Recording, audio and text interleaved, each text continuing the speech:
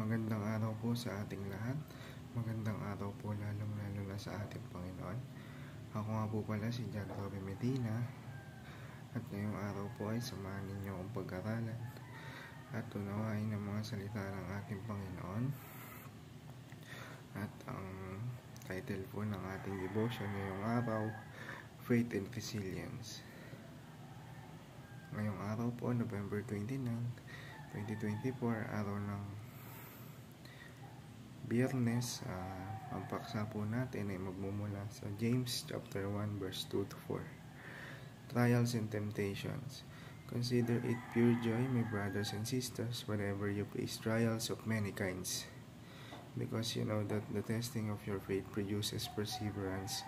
Let perseverance finish its work, so that you may be mature and complete, not lacking anything. Sa Tagalog naman po, mga pagsubok at mga tukso.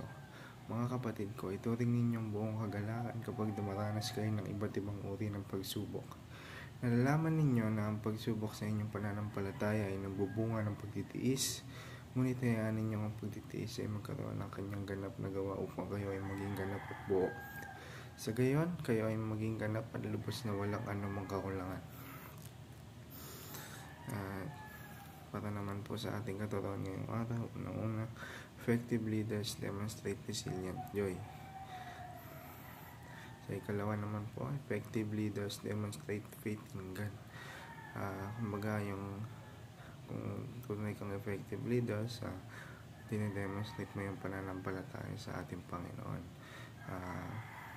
Pinapakita mo na sa Diyos lahat ng papuri, sa Diyos lahat nagmumula ang iyong kakayahan. Sa ikatlo naman po, effective leaders demonstrate perseverance.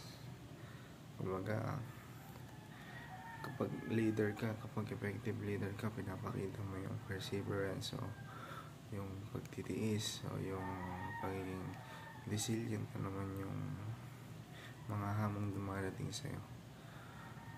Para naman po sa ating application, exemplify resilient joy, exemplify faith in God, exemplify perseverance.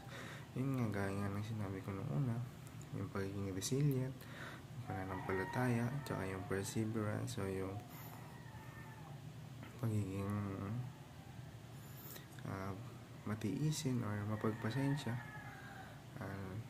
Dapat natin yung gawin o isagawa sa tulong ng ating Panginoon. At para naman po sa ating prayer, Heavenly Father, thank you for the promise of joy even in trials. Teach me to trust in you with unshakable faith.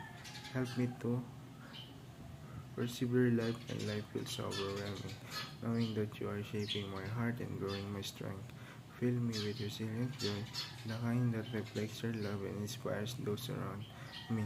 Let my life be an example of faith that stands firm, a spirit that perseveres, and a joy that cannot be taken away. I trust you to guide me through every challenge, reminding me that you are always with me. In Jesus' name I pray, Amen. Yun lamang po, maraming salamat po.